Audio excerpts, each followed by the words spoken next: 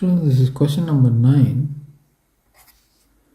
Change 300 meters per minute to kilometers per hour. Now 1 kilometer is equal to 1000 meters.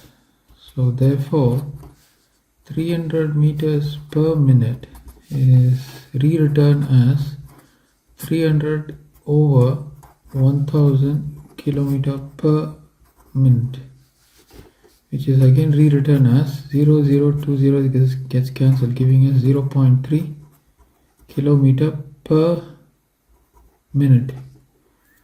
Now this can be further rewritten in terms of the requirement as follows. So 0.3 kilometer per minute is multiplied with 60, giving us 18 kilometer per hour. So that's the solution for this question.